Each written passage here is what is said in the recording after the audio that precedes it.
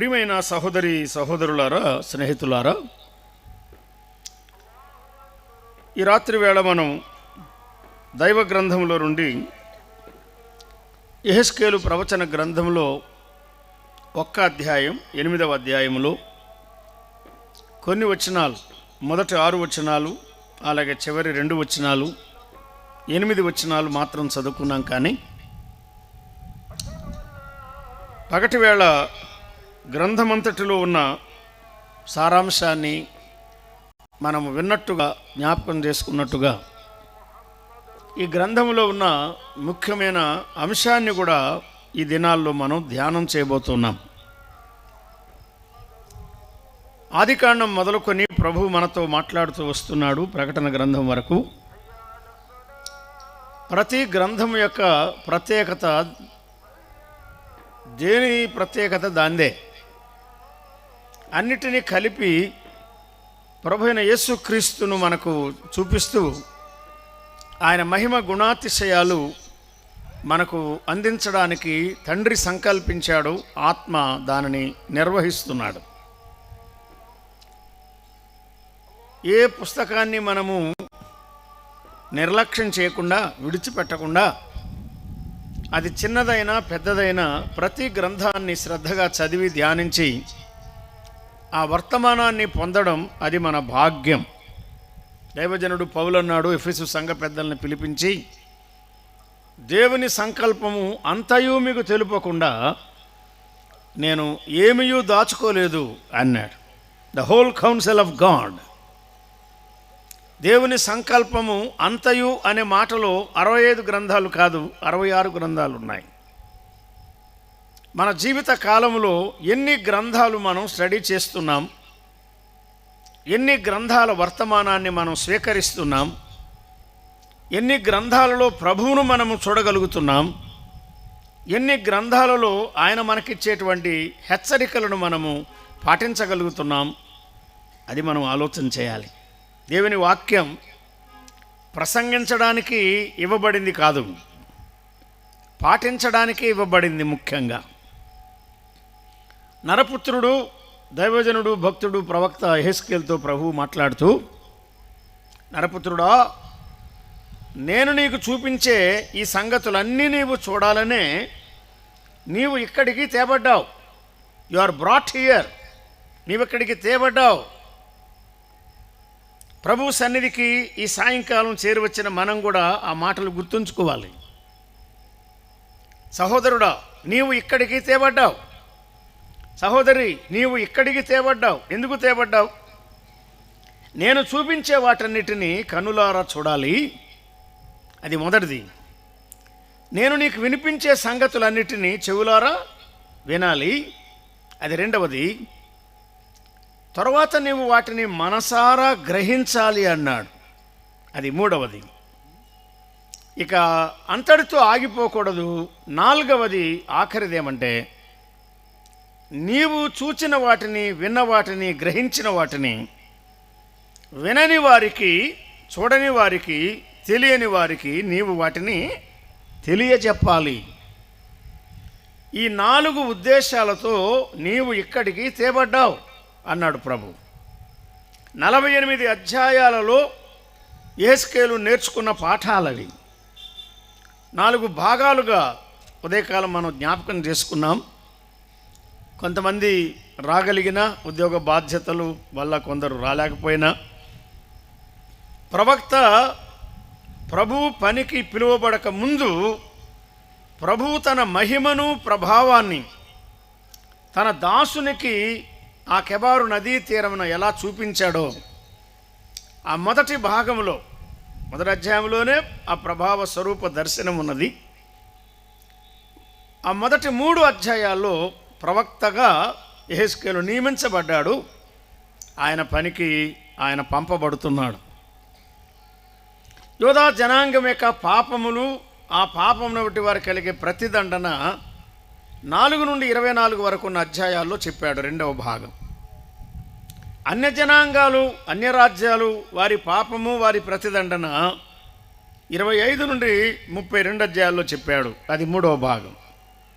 అంతటితో విడిచిపెట్టకుండా చివరి భాగం 33 నుండి 48 వరకు ఉన్న అధ్యాయాల్లో యోధా జనాంగం యొక్క పునరుద్ధరణ, ఆ దేశం యొక్క పునరుద్ధరణ ఆయన చెప్పాడు.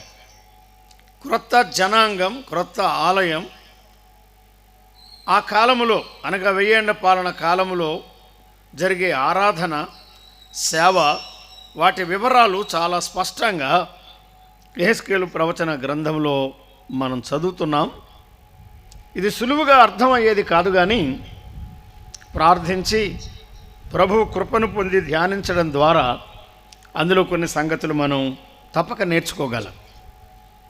ఈ దినాల్లో ప్రత్యేకంగా మనం ఒక అంశాన్ని ధ్యానం చేస్తున్నాం. దేవుని మందిరంలో దేవుని మహిమ. ఈ గొప్ప అంశాన్ని యెహెజ్కేలు గ్రంథము 48 అధ్యాయాల్లోనూ చెప్పాడు. మనం జ్ఞాపకం ఉంచుకుంటే ప్రవక్త అయిన యెహెజ్కేలుకు ఆయన 3 దర్శనాలు ఇచ్చాడు, ముఖ్యమైనవి. మొదటి 3 అధ్యాయాల్లో ఒక దర్శనం, అది ఆయన మహిమను గూర్చిన దర్శనం, the glory of God resting. దేవుని మహిమ దేవుని ప్రజల మధ్య నిలిచి ఉన్నట్టుగా చూపించాడు అక్కడ. అది ఒక దశ. రెండవ దర్శనం 8 నుండి 11 వరకు ఉన్న అధ్యాయాలు. అక్కడ మందిరాన్ని విడిచిపోతున్న దేవుని మహిమ చెప్పాడు. The glory of God departing from the house of God. దేవుని మందిరాన్ని విడిచి దేవుని మహిమ దశల వారీగా వెళ్ళిపోవడం విచారకరమైన సంగతి చెప్పాడు. ఇక 3వ దర్శనం 40 నుండి 48 అధ్యాయాల్లో తిరిగి వచ్చిన మహిమ, the glory of God returning. అదే మందిరంలో అదే ప్రజల మధ్యకు, అనగా అబ్రహాము సంతానం మధ్యకు ఆయన తేజో మహిమ రావడం అనే విషయంతో ఆయన పుస్తకాన్ని ముగిస్తున్నాడు. నా మటుకు నాకు అది చాలా ప్రోత్సాహకరమైన విషయం. దీనిని దినాల్లో ఎక్కువగా జ్ఞాపకం చేసుకుంటూ ధ్యానం చేస్తున్నాను. ప్రియమైన సహోదరి సహోదరులారా, దేవుని మహిమ అనే అంశాన్ని మన మట్టుకు మనము ధ్యానం చేయాలి. దేవుడు మహిమగల దేవుడు. ఆ మహిమగల దేవుడు అబ్రాహాముకు ప్రత్యక్షమయ్యాడు. అతడు అప్పటికి చంద్రదేవత భక్తుడే, కానీ అతనిని వెలుపలికి తీసుకుని వచ్చాడు ఆయనే. పిలుపుకు లోబడ్డాడు అబ్రాహామును అబ్రహాముగా మార్చాడు ఆయన. శారయిని శారాగా మార్చాడు. మహిమగల దేవుడు నాకు ప్రత్యక్షమయ్యాడు, నన్ను పిలిచాడు అని ఆయన చెప్తున్నాడు. అబ్రహాము జీవితంలో దేవుని వాక్ ప్రత్యక్షతను పొందినవాడు ఆయన. దేవుని మహిమను ఆయన పొందినవాడు, రుచించాడు ఆయన.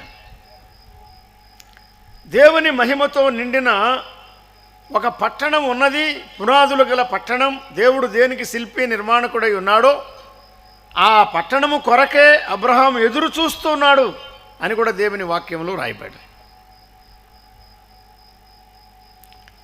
తాను పుట్టి పెరిగిన దేశాన్ని విడిచిపెట్టి బయలుదేరి వచ్చాడు.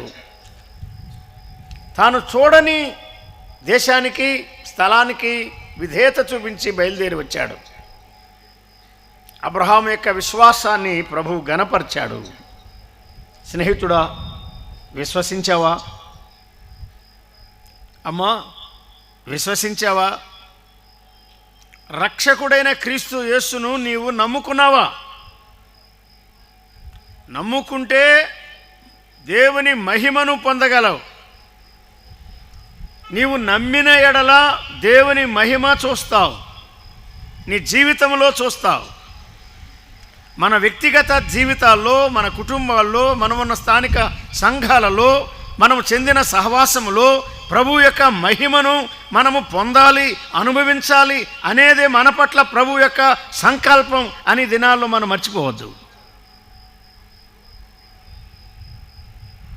ఆయన మహిమ నిలిచినట్టు చెప్పాడు. ఇక్కడ 4 అధ్యాయాలు ఉన్నాయి. 48 అధ్యాయాల గ్రంథంలో 8, 9, 10, 11 4 అధ్యాయాల్లో మందిరాన్ని విడిచి వెళ్ళిపోతున్న దేవుని మహిమ అనే ఒక అంశం ఉన్నది, విషయం ఉన్నది. సావధానంగా వాటిని మనము చదువుకుందాం, ధ్యానం చేద్దాం. మహిమతో నింపిన ప్రభువు మందిరాన్ని విడిచి ఎందుకు వెళ్ళిపోవాలనుకున్నాడు? ఆయన మహిమ అక్కడ కనబడాలి కదా. ఆయన ప్రజల ద్వారా, ఆయన సేవించే ప్రజల ద్వారా ఆయనకు మహిమ రావాలి కదా.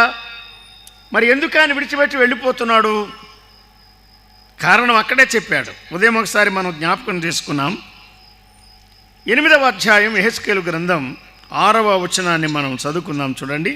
అంతటా ఆయన నాతో ఇలాగ సెలవిచ్చెను. Thank you. అంతటా ఆయన నాతో ఎలాగూ సెలవిచ్చానన్నాడు. అంతటా అనే మాట ఇప్పుడు మనం తాకవద్దు. దాని వెనక కొన్ని కారణాలు చెప్పాడు. ఆయన నాతో ఎలాగూ సెలవిచ్చెను, నరపుత్రుడా, ఆ ఇశ్రాయేలు చేయుదానని నీవు చూచుచున్నావు కదా. నేను చూస్తున్నాను, నీకు చూపిస్తున్నాను. నీవు చూచుచున్నావు కదా, నా పరిశుద్ధ స్థలమును నేను విడిచిపోవునట్లుగా ఇశ్రాయేలులు ఎక్కడ చేయుచున్న అత్యధికమైన హే కృత్యములు చూచితివా అన్నాడు. ఆగండి. ఇశ్రాయేలు ప్రజలు అత్యధికమైన హేయ కృత్యములు చేయడం వల్ల ఆయన ఆ మందిరాన్ని విడిచిపెట్టి, తన ప్రజలను విడిచిపెట్టి, పరిశుద్ధ స్థలాన్ని విడిచిపెట్టి, అది లోపలి భాగం కానీ, అతి పరిశుద్ధ స్థలం కానీ, పరిశుద్ధ స్థలం కానీ, ఆవరణం కానీ అన్నిటిని విడిచిపెట్టి, అసలు ఆ పట్టణాన్ని కూడా విడిచిపెట్టి, ఆ ప్రాంతాన్ని విడిచిపెట్టి ఆయన దూరానికి వెళ్ళిపోవాలి అని సంకల్పించాడు. కారణం ఏమిటి? దేవుని ప్రజల హేయ కృత్యములు అన్నాడు. అబ్రహాము సంతానం 12 గోత్రాల వారు ప్రభువుకు ప్రియులుగా ఉండవలసిన వారు. They are expected to please him. అవునా? They are expected to bring joy to the heart of God. పరలోకములో ఉన్న ఆ తండ్రి అయిన దేవునికి, మహిమగల దేవునికి, పరిశుద్ధైన దేవునికి, ఆశ్చర్యకరుడైన దేవునికి, అద్వితీయ దేవునికి వీరి ద్వారా ఆనందం కలగాలి, మహిమ కలగాలి, తృప్తి కలగాలి, వారాన్ని సేవించాలి, వారాన్ని హత్తుకొని ఉండాలి.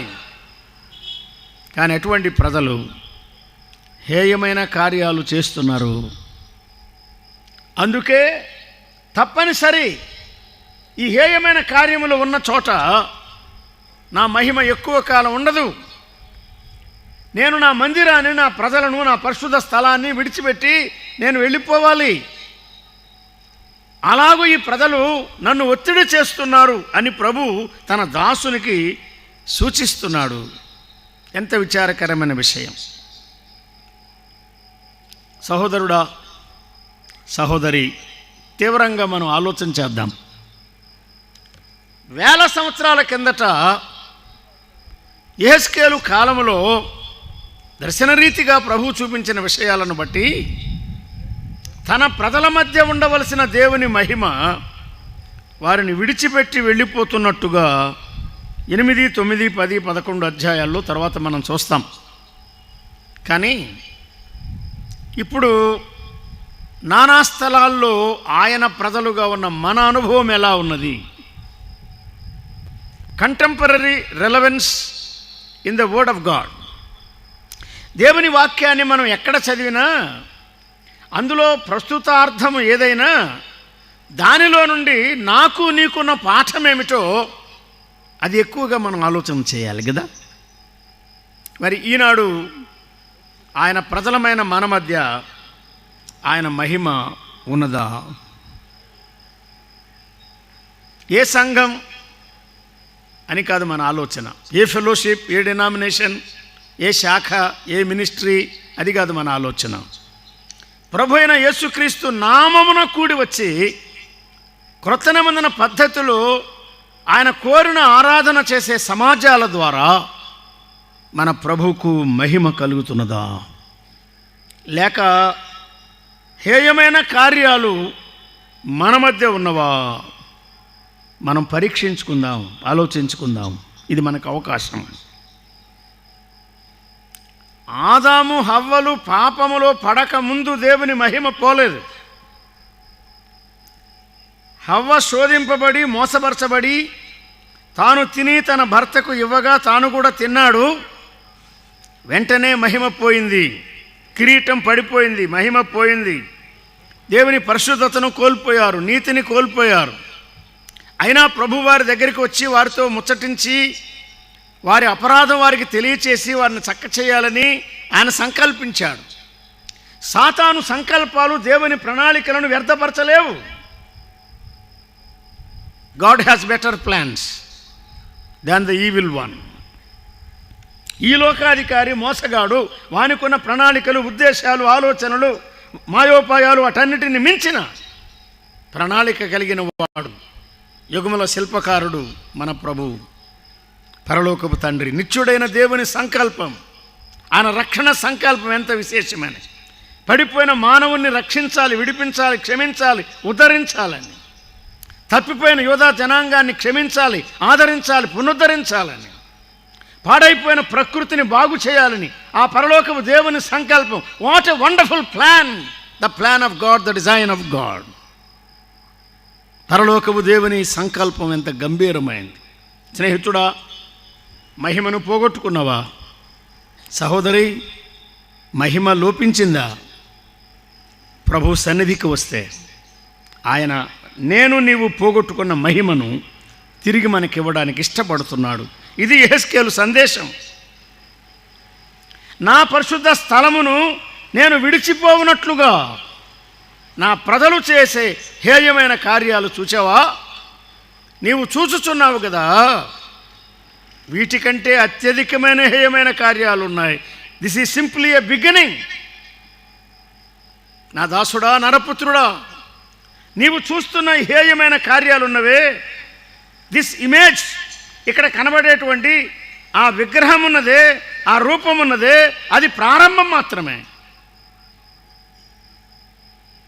More and more abominable things you will see. అదే అధ్యాయములో చూడండి, మీకు ఇష్టమైతే 4 మాటలు మీకు చూపించాలని నేను ఆశిస్తున్నాను. 6వ వచనములో, నేను నా పరిశుద్ధ స్థలమును విడిచిపోవునట్లుగా ఇశ్రాయేలులు ఎక్కడ చేయు అత్యధికమైన హేయ కృత్యములు అన్నాడు. అది మొదటిది. అది రోషము పుట్టించు విగ్రహము అని 5వ వచనంలో చెప్పాడు, 3వ వచనంలో కూడా చెప్పాడు. రోషము పుట్టించే విగ్రహం, దేవునికి రోషం పుట్టించేదేదో మనకు తెలుసు కదా. ఆ తర్వాత ఆయన ఏమన్నాడు 6వ వచనం చివరిలో, ఈ తట్టు తిరిగిన ఎడల వీటికంటే మరి అధికమైన హేయక్రియలు నీవు చూస్తావన్నాడు. ఏమిటి అధికమైన హేయక్రియలు?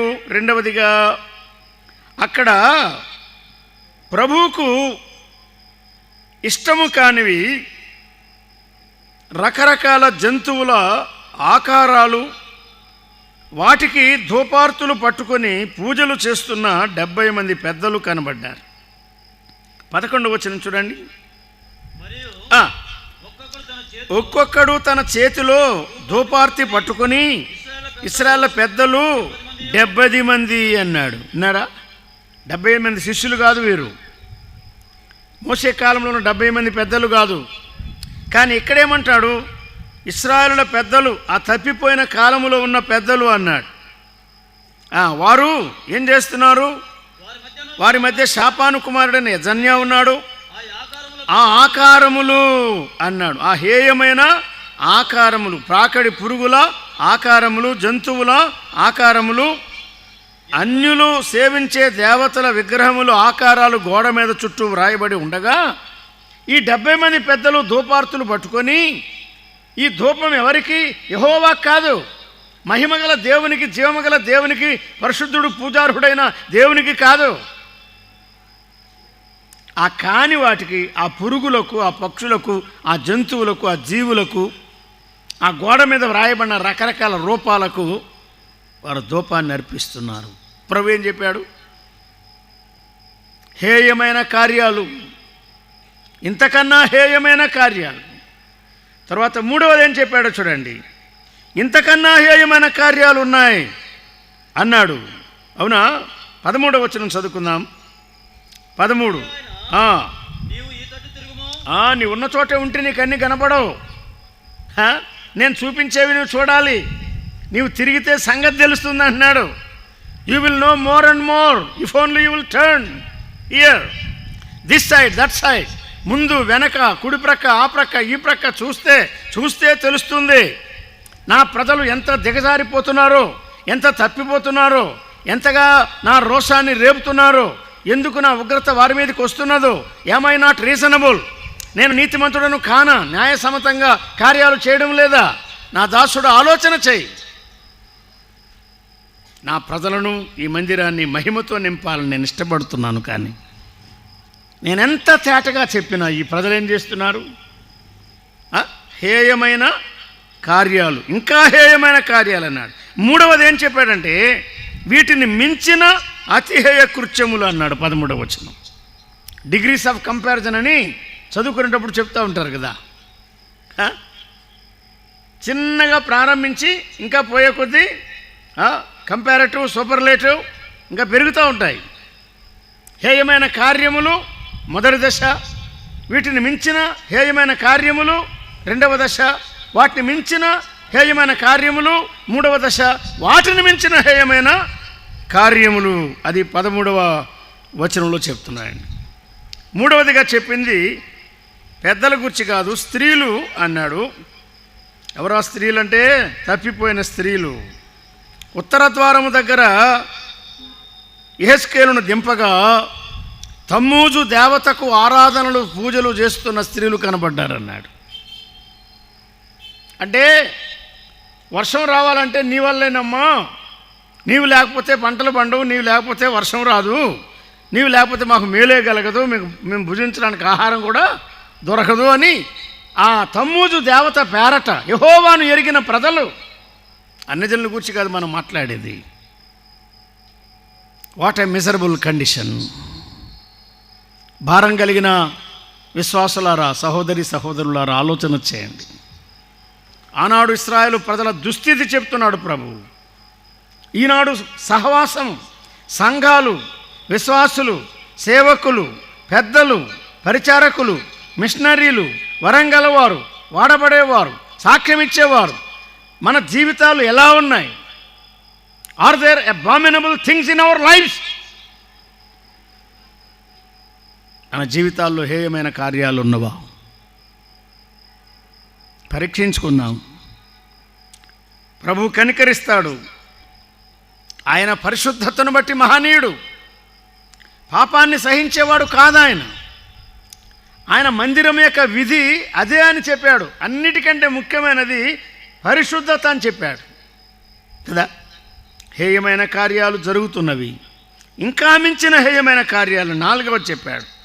16వ వచనం చూడండి. 25 మనుష్యులు ఉన్నారన్నాడు. 16వ వచనం చూడండి. యెహోవా మందిరపు లోపలి ఆవరణంలో దింపగా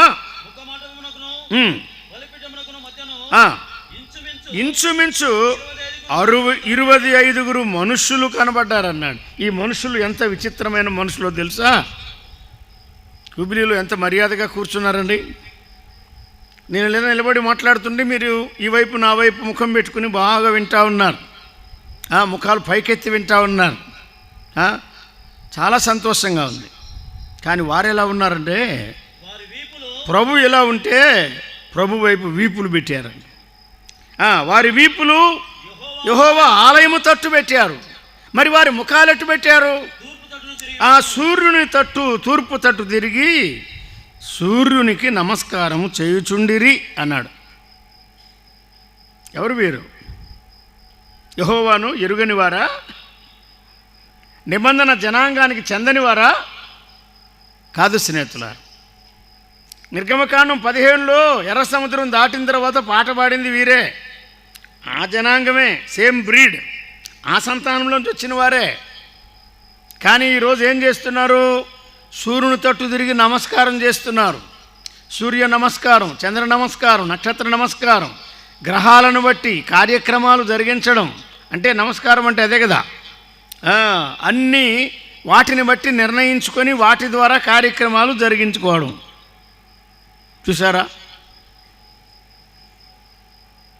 దేవుని సేవకులు లేక పెద్దలు అంటే విశ్వాసులకు చులకనగా ఉంది ఈ దినాల్లో.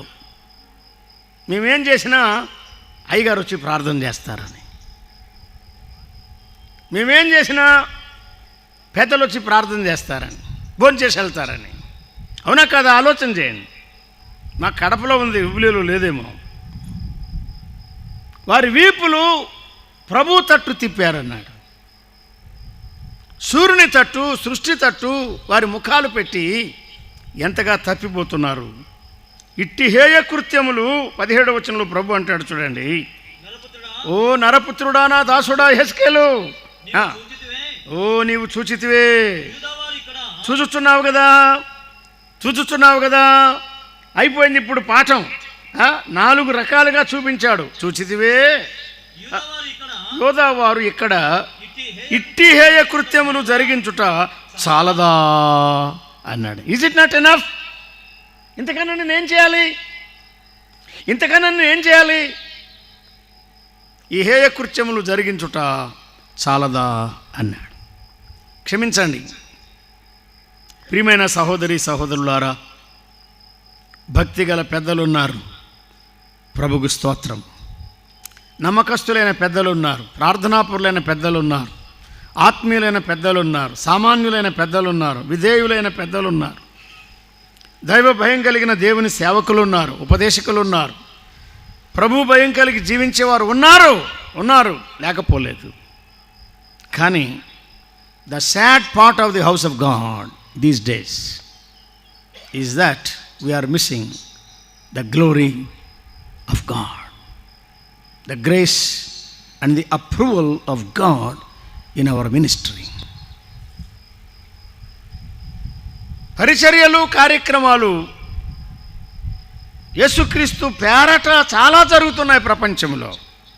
అవన్నీ ఆయన అంగీకరించేవి కాదు, అవన్నీ వాక్యానుసారమైనవి కావు, అవి సత్యానుసారమైనవి కావు, అవి ఆత్మానుసారమైనవి కావు, అవి ప్రభు యొక్క ముద్ర పొందినవి కాదు, ప్రభు ఎదుట మెప్పు పొందే సేవలు, ప్రభు ఎదుట మెప్పు పొందే కార్యక్రమాలు కావు. మందిరము లేకుండా కొన్ని లోపాలు, కష్టాలు ఉండవచ్చు, కానీ దేవుని మహిమ లేకుండా ఎన్ని మందిరాలున్నా అవి సున్నా, అవి శూన్యం. అర్థం చేసుకుందాం. What we need is not a structure. చక్కని కట్టడాలు ప్రభు ఇస్తున్నాడు, ప్రభుకు స్తోత్రం. కానీ వాటిలో ప్రభు యొక్క మహిమ ఉండాలి, ప్రభు సన్నిధి ఉండాలి, ఆయన ముద్ర ఉండాలి. యెహెజ్కేలు గ్రంథం 8వ అధ్యాయం అంతటిలో ఉన్న సారాంశాన్ని మనం ఈ రాత్రి క్లుప్తంగా జ్ఞాపకం చేసుకుంటున్నాం. మహిమతో నింపబడిన మందిరం, ఆ మహిమ నిలిచి ఉండాలి. ఆ ప్రజల ద్వారా, వారి ఆరాధన ద్వారా, వారి సేవ ద్వారా పరలోకపు తండ్రికి తృప్తి కలగాలి, మహిమ రావాలి. కానీ వారు జరిగించే హేయమైన కార్యములను బట్టి నేను నా పరిశుద్ధ స్థలమును విడిచి వెళ్ళిపోవలసి వస్తుంది అని ప్రభు విచారిస్తున్న పటాన్ని ఈ రాత్రి మన ఎదుట ఉంచాడు. ఆలోచించారా? కీర్తన గ్రంథం 96వ కీర్తన చూడండి. చాలా వచనాలు దేవుని గ్రంథంలో స్పష్టంగా మనకు కనబడుతున్నవి. ఆయన ప్రజలమైన మనము ఎంతగా ఆయన మహిమపరచాలని ఆయన ఆశిస్తున్నాడు, మనకు తెలియచేస్తున్నాడు.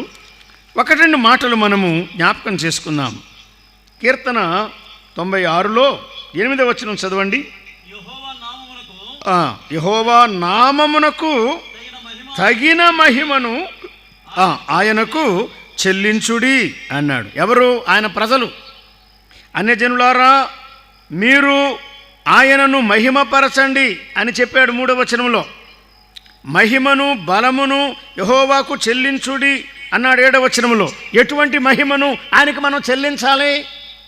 Not some kind of glory, ఏదో రకమైన మహిమ కాదు. Given to him the glory that is due unto his holy name. ఆయన మహాఘనుడు, మహాపరిశుద్ధుడు, మహోన్నతుడు. ఆయన జీవము గల ప్రభువు, పూజార్హుడు, సజీవుడు, స్తోత్రార్హుడు. ఆయనకు, ఆయన నామమునకు చెందవలసిన మహిమ మీరు ఆయనకి చెల్లించండి అన్నాడు.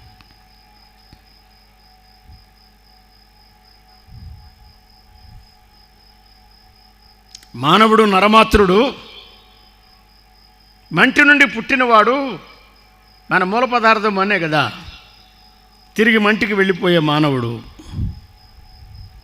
బ్రతికినంత కాలం మానవుణ్ణి గౌరవించని వారు, ప్రేమించని వారు చనిపోయిన తర్వాత ఆ శవం మీద దండలపైన దండలు, దండలపైన దండలు వేస్తూ ఉంటారు. ఈ సాంప్రదాయం ఉందా లేదా? ఎవరిపైన? శవం పైన పూలదండలు వేస్తారు. కొన్ని స్థలాల్లో ఈ సహోదరుడు పూలదండలు ఇష్టపడడు, దయచేసి తెచ్చిన వారు ఎవరు కూడా వేయొద్దు అని బోర్డు పెడతారు.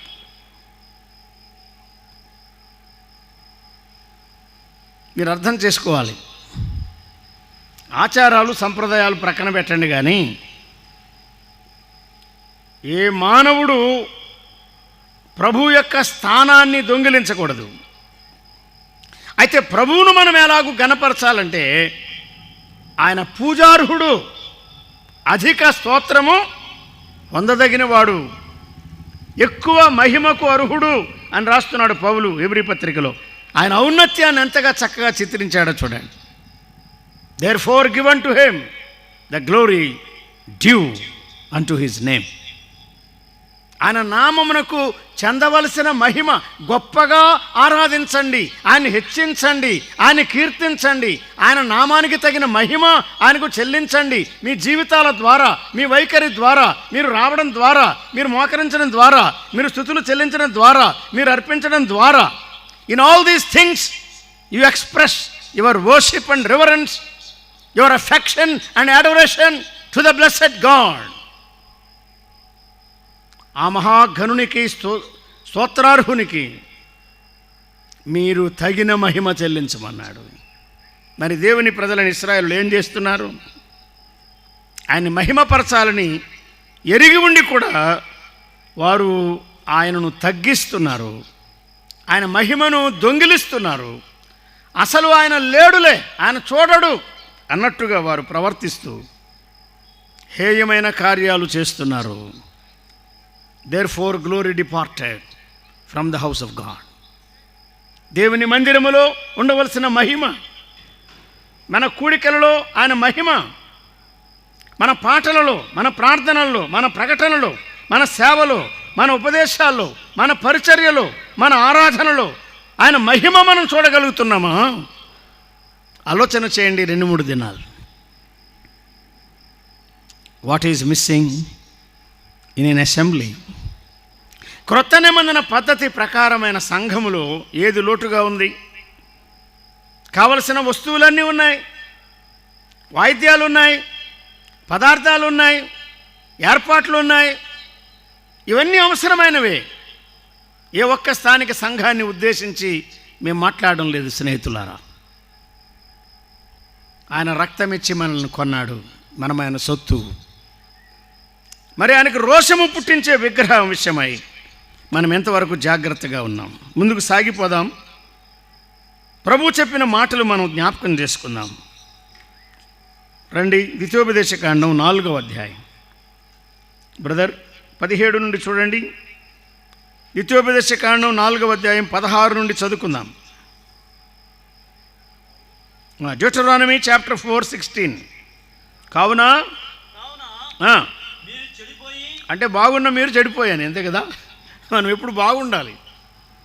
కావున మీరు చెడిపోయి భూమి మీద ఉన్న ఏ జంతువు ప్రతిమనైనను, ఆకాశమందు ఎగురు రెక్కలు గల ఏ పక్షి ప్రతిమనైనను, నేల మీద ప్రాకు ఏ పురుగు ప్రతిమనైనను, భూమి క్రింద ఉన్న నీళ్ల యందలి ఏ చేప ప్రతిమనైనను, ఆడు ప్రతిమ కానీ మగ ప్రతిమ కానీ ఏ స్వరూపము కలిగిన విగ్రహమును మీ కొరకు చేసి కొనకుండునట్లు బహుజాగ్రత్త పడండి అన్నాడు. ఒకవేళ పైకి చూసి సూర్య చంద్ర నక్షత్రాలు ఆకాశ సైన్యమును చూచి మరులు కొల్పబడి నీ దేవుడని యెహోవా సర్వాకాశం కింద ఉన్న సమస్త ప్రజలకు పంచిపెట్టిన ఈ ఈవులు సూర్య చంద్ర నక్షత్రాలకు నమస్కరించేదరేమో, జాగ్రత్త, బహుజాగ్రత్త అన్నాడు. అమ్మాయా, అన్యజనుల సంగతి కాదు మన ఆలోచన. విశ్వాసులమైన మనం ఏం చేస్తున్నాం? ఆనాడు యూదులు ఏం చేశారు, ఈనాడు విశ్వాసులు మనం ఏం చేస్తున్నాం? ఆయాసపడకండి, నిదానించండి. తొందరపడద్దు, ఆవేశపడద్దు, నిదానించండి. ఈజ్ ఇట్ ట్రూ ఆఫ్ మీ? ఇది నన్ను గురించి వాస్తవమా అని కొంచెం ఆలోచన చేద్దాం మనం. దేవుని పరిశుద్ధాత్మ నా పటము నాకు చూపిస్తాడు, నీ పటం నీకు చూపిస్తాడు. ఎవరి మీద ఆయాసపడద్దు. జీవము గల దేవుడు, ఆయనను మాత్రమే సేవించాలి. నేనే యెహోవాను, I am Yahweh, I am that I am, besides me there is none. నేను తప్ప ఎవరు లేరు, ఉండకూడదు, చేసుకొనకూడదు, సాగిలపడకూడదు, పూజింపకూడదు, నమస్కరింపకూడదు. ఏలయనగా నేను రోషము గల దేవుడు. ప్రభు చెప్పలేదా? చెప్పకపోతే తెలియదు అనుకోవచ్చు. చెప్పి చెప్పి చెప్పి ఎన్నోసార్లు చెప్పాడు ఆయన. ఆయన నామానికి తగిన మహిమానికి ఇమ్మన్నాడు. నా మహిమను ఎవరికి ఇవ్వను, ఎవరు దొంగిలించకూడదు, నేను తప్ప ఎవరిని మీరు ఏ రూపాన్ని చేసుకోకూడదు తేటగా చెప్పాడు ఆయన. ఎందుకు అలా చేస్తే నా కోపం మీ మీదికి వస్తుంది అని ఆయన చాలా స్పష్టంగా చెప్పాడు. చూడండి, ద్వితీయోపదేశ కాండంలోనే 7వ అధ్యాయానికి వస్తే మనం ఏం చేయాలో ఆయన వ్రాయించాడు ఆ మాటలు. 7వ అధ్యాయము 25 చూడండి. వారి దేవత ప్రతిమలను అన్యజనుల మధ్య ఒకవేళ మీరు వెళ్ళినా కూడా అని చెప్పాడు. కాల్చివేయాలి. ఒకవేళ ఉంటే వాటిని ఆశించకూడదు, అపేక్షింపకూడదు. నీవు దానివల్ల చిక్కుబడుదువేమో కనుక దాన్ని తీసుకొనకూడదు. ఎలానగా అది నీ దేవుడైన యెహోవాకు హేయము అన్నాడు. ఈ మాటలు చాలా స్థలాల్లో రాశారు. Time doesn't permit us. ఇవన్నీ మనం చూడలేం. కానీ ప్రభు ఏం చెప్తున్నాడంటే it is an abominable thing. అది హేయమైన కార్యం. నేనే జీవమగల దేవుడను, మహిమగల దేవుడను, నేను గాక ఎవరిని చేసుకోకూడదు, పూజింపకూడదు అని తేటగా చెప్పాడు. నేను రోషము గల దేవుడను, ఆయన దహించు అగ్ని అని కూడా అన్నాడు. రెండు కలిపి చెప్పాడు ఆయన. దహించు అగ్ని 4వ అధ్యాయంలో 24వ వచనంలో మాట ఉన్నది. చాలా వచనాలు ఉన్నాయిలే కానీ సరే. నిర్గమకాండం 32లో ఏం జరిగింది? కొండ మీద దైవజనుడు మోషే ప్రభు సన్నిధిని అనుభవిస్తున్న సమయంలో ఆయన కిందికి రాకుండా తడవు చేశాడని ఈ మోషే అనువాడు ఏమాయనో అని అహరోను దగ్గరికి వచ్చారు. ఈ అహరోను భలే బ్రదర్ అండి. భలే బ్రదర్ అంటే అర్థం ఏంటి? ఆత్మీయుడని కాదు, ప్రజల అభీష్టాలను అనుసరించి ఎప్పటికప్పుడు మలుపులు తిరిగే నాయకుడు, దేనికి నిలబడని నాయకుడు, నామకార్థంగా నాయకుడు అంతే, కొలతల ప్రకారం నాయకుడు కాదు. ఇంకెందుకు ఆలస్యం, తీసుకురమ్మన్నాడు. మీ కుమారులకు మీ కుమార్తెలకు ఏవే ఉన్నవో చెవులున్నవి పోగులు తీసుకురండి, బంగారు ఎక్కడున్నా తీసుకురండి అన్నాడు. వారు తీసుకుని వచ్చారు. అక్కడ రాశాడు, అతడే వాడితో పోగరతో ఒక రూపాన్ని ఏర్పాటు చేశాడు, తోడగా ఏర్పాటు చేశాడు. తర్వాత పండుగ జరుగునని చాటించారు, బలిపీఠం కట్టారు. ప్రజలు తినుటకు, త్రాగుటకు, కూర్చుని ఆడుటకు లేచిరి. ఇన్ని మాటలు రాయబడ్డాయి. దేవుని వాక్యము ఎరిగి చేశారా, తెలియక చేశారా?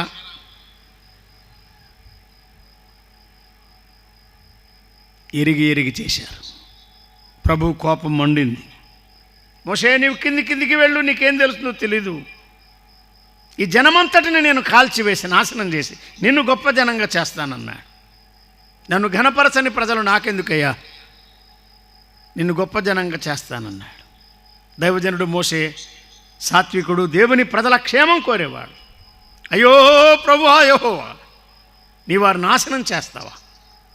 నీవు రాసిన గ్రంథంలోంచి నా పేరు తొలగించు, వారి పాపాన్ని పరిహరించు, ప్రాయశ్చిత్తం చేయాలని ఇష్టపడ్డాడు. వినారా? ప్రభు స్థానములో విగ్రహాన్ని నిలపడం, దూడను కానీ రూపం, ఏ రూపం కానీ ఒక చేప రూపం కానీ, ఒక పురుగు రూపం కానీ, ఒక పక్షి రూపం కానీ, ఒక పశువు రూపం కానీ, మరి ఏ రూపం కానీ అన్నాడు. నిర్గమకాండం 32లో దేవుని ప్రజలు, అబ్రాహాము సంతానం హేయమైన కార్యం చేశారు. 3000 మంది చనిపోయారు, ఇంకా చాలామంది చనిపోయేవారు. మోషే అడ్డుపడ్డాడు. మోషే మధ్యవర్తిత్వం, మోషే ప్రాయశ్చిత్తం ఛాయగా పరలోకపు తండ్రి అంగీకరించాడు. యేసుక్రీస్తు ప్రాయశ్చిత్తం ద్వారా ఈ లోకంలో పాపికి రక్షణ, క్షమాపణ పరలోకపు తండ్రి సిద్ధం చేశాడు. దేవుని దాసులు సువార్త ప్రకటిస్తారు, వినండి. స్నేహితుడా, దేవుని కోపము రేపుతున్నవా? దేవుని కృపను పొందుతున్నవా? పాపం చేసి మహిమను పోగొట్టుకుంటున్నావా? లేక ఆయన పరిశుద్ధతను గుర్తించి ఆయన మహిమపరచడానికి పూనుకుంటున్నావా? ఆలోచన చేయాలి. చరిత్రలో చాలాసార్లు న్యాయాధిపతుల దినాల్లో కూడా వారు యెహోవాను విడిచిపెట్టి క్రొత్త దేవతను కోరుకున్నారన్నాడు. గనక యుద్ధము ద్వారముల యుద్ధకు వచ్చిందని. ఇలా చరిత్రలో చాలాసార్లు ప్రభువును విడిచిపెట్టి వారు విగ్రహాలకు తమను తాము అప్పగించుకున్నారు. యెహెజ్కేలు గ్రంథములో చెప్తున్నాడు చూడండి, 8లో అన్నాడు, రోషము పుట్టించే విగ్రహం ఆ ద్వారము దగ్గర నన్ను దింపగా అది కనబడింది అన్నాడు. 14వ అధ్యాయంలో ఏం చెప్పాడు? యెహెజ్కేలు 14వ అధ్యాయం 3వ వచనం చూడండి, మనం ముగించుకుందాం. ఏ మనుషులు బ్రదర్? ఈ మనుషులు అన్నాడు. ఇక దానికి వివరణ అక్కర్లేదు. ఏ మనుషులు? ఈ మనుషులు. ఏ మనుషులు? ఆనాడు ఆ మనుషులు, ఈనాడు ఈ మనుషులు. ఈ మనుషులట, అడ్రస్ లేని మనుషులు కాదు. ఈ మనుషులు ఏం చేస్తున్నారు? వీరు తమ హృదయములలో విగ్రహములను నిలుపుకొని రోషము పుట్టించు అభ్యంతరము తమ ఎదుటనే పెట్టుకున్నారు. వీరు నా యొద్ద ఏమైనా విచారణ చేయదగునా అన్నాడు. అదే కదా యెహెజ్కేలు 8 చివరిలో చదువుకున్నాం మనం. వారు ఎంత బిగ్గరగా మొరపెట్టినా నేను ఆలకింపను అన్నాడు ఆయన. కొంతమంది ప్రార్థన అనేదాన్ని అదేదో ఒక సూత్రం, ఒక సాధనంగా వాడుకోవాలనుకుంటారు. చూసారా, పాపం చేసి ప్రార్థన చేస్తే కన్నీటి ప్రార్థన చేసినా ప్రభు వినడు, ఉపవాస ప్రార్థన చేసినా ప్రభు వినడు. చేసిన పాపం ఒప్పుకోవాలా, అప్పుడు వింటాడు, అప్పుడు కనికరిస్తాడు. నాకు తెలిసినంత వరకు బైబిల్ సారాంశం అది. వీరు నా యొద్ద విచారణ చేయదగునా? Can they enquire before me? No. వారెంత బిగ్గరగా మొరపెట్టినా నేను వినను. వయసు పెరిగే కొద్దీ మనకి మాటలు సరిగా వినబడవు, చెవుడు వస్తూ ఉంటారు. అందుకే కొందరు విశ్వాసులు ప్రార్థన కూడా ఏం చేస్తూ ఉంటారంటే, దేవునికి కూడా చాలా కాలం అయిపోయింది, సరిగా వినబడదేమో అని స్వత్రమయా సత్రమయా 2 చేతులు పైకెత్తకపోతాయని విండేమో అని కొందరు అనుకుంటారు. ఉన్నారండి, వేషధారులు చాలామంది ఉన్నారు. అసలు పాపం ఒప్పుకోకుండా నువ్వు కేకలు వేస్తే, గంతులు వేస్తే ఆయన వింటాడా? Is it prayer? హేయమైన కార్యాలు ప్రార్థనగా, భక్తిగా తలంచడానికి వీల్లేదు స్నేహితులారా. విగ్రహాలన్నాడు. 2 వచనాలు చదువుకొని మనం ముగించుకుందాం. మరి పాత నిబంధనలో తప్పిపోయిన అబ్రహాము సంతానం యూదా జనాంగాన్ని గూర్చి వారు రోషము పుట్టించే విగ్రహాన్ని పెట్టుకున్నారు. 8వ అధ్యాయంలో చెప్పిన 4 రకాల హేయమైన కార్యాలు, ఆ 70 మంది పెద్దలు కానీ, ఆ తమ్మూజు దేవత కొరకు ఏడ్చి ప్రార్థన చేస్తున్న స్త్రీలు కానీ, ఆ 25 మనుషులు వీపులు దేవుని ఆలయం తట్టు తిప్పిన వారు కానీ రోషం పుట్టించే విగ్రహంతో ప్రారంభించి 4 దశలుగా చెప్పాడే. బ్రదర్, మనకి దానికి ఏం సంబంధం? మన విశ్వాసులం కదా, మన విగ్రహారాధన చేయం కదా, దానికి మనకి సంబంధం లేదు. రండి, కొరింథీ మొదటి పత్రిక 10వ అధ్యాయం 14వ వచనంలో ఏం చెప్పాడు? కాబట్టి నా ప్రియులారా విగ్రహారాధనకు దూరముగా పారిపోండి అని చెప్తున్నాడు. ఎవరికి రాస్తున్నాడు? ఎవరికి? యూదులకు కాదు, విశ్వాసులకే. కొరింథులో పాపాత్ములుగా ఉండి యేసుక్రీస్తు నామమున ఆయన రక్తముతో కడుగబడిన వారికే పరిశుద్ధపరచబడిన వారికే, సంఘానికి రాస్తున్నాడు. A letter to the assembly, స్థానిక సంఘానికి రాసిన పత్రిక. నా ప్రియులారా, మీరు విగ్రహారాధనకు దూరముగా పారిపోండి అన్నాడు. ఈనాడు నేను నీవు కడపలో ఉన్నా, హుబ్లీలో ఉన్నా, గుంటూరులో ఉన్నా, ఎక్కడున్నా, కర్ణాటకలో ఉన్నా, మహారాష్ట్రలో ఉన్నా, ఎక్కడున్నా విగ్రహారాధనకు దూరంగా పారిపోవాలనే పాఠం ప్రభు నేర్పిస్తున్నాడు. మనం విగ్రహానికి దూరంగా పారిపోకపోతే ఆయన మహిమ మనకు దూరం అయిపోతుంది. ఇంక తిరుగులేదు, ఇక్కడ మూలాజు లేదండి. యోహాను పత్రిక ముగింపులో ఏం చెప్పాడు? మొదటి పత్రిక 5:21 చెప్పాడేమని? చిన్న పిల్లలారా, మీరేమైనా చేయండి అని చెప్పలేదు ఆయన. అసలు విగ్రహంలో జోలికి పోకుండా జాగ్రత్త పడమన్నా. ప్రభువు కన్నా లోకాన్ని ప్రేమిస్తున్నామా? అదే విగ్రహం. ప్రభు కన్నా శరీరాన్ని ప్రేమిస్తున్నామా? అదే విగ్రహం. ప్రభు కన్నా గృహాన్ని ప్రేమిస్తున్నామా? అదే విగ్రహం. ప్రభు కన్నా డ్యూటీని ప్రేమిస్తున్నామా? డ్యూటీ చేయాల్సిందే నమ్మకంగా, అదే విగ్రహం. సంపాదన ప్రేమిస్తున్నామా ప్రభు కంటే? అదే విగ్రహం. ప్రభు కన్నా పిల్లల్ని ఎక్కువగా ప్రేమిస్తున్నామా? అదే విగ్రహం. ప్రభు కన్నా ఆటలు ఎక్కువగా ప్రేమిస్తున్నామా? అదే విగ్రహం. ఈ దినాల్లో విగ్రహం కాని విగ్రహం వచ్చింది. మీ ఊరికి వచ్చిందో లేదో, చిన్నపిల్లలు మొదలుకొని విగ్రహానికి దాసులైపోయారు. నీకు తెలుసు, నేను చెప్పనక్కర్లేదు. ఇది అన్నిటికంటే చిన్నదే కానీ అన్నిటికంటే పెద్ద విగ్రహం అండి. గంటలు గంటలు దీంతోనే గడుపుతున్నారు. విగ్రహానికి దూరంగా పారిపోండి. Use it properly. ఏది కానీ సరిగా ఉపయోగించాలి.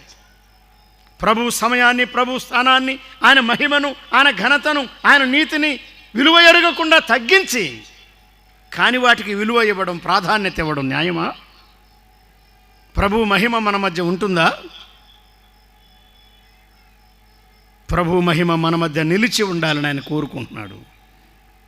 అలా ఉండాలంటే ఆయన మనలను చూచి మనల్ని విడిచిపెట్టకుండాన్నట్లు హేయమైన కార్యాలు చేయకుండా నేను జాగ్రత్త పడాలి, నీవు జాగ్రత్త పడాలి. ప్రభు ఈ వర్తమానం మన కొరకు దీవించునుగాక. ప్రార్థన చేద్దాం. తలలో వంచాలి. కరుణగల మా ప్రియ ప్రభువా,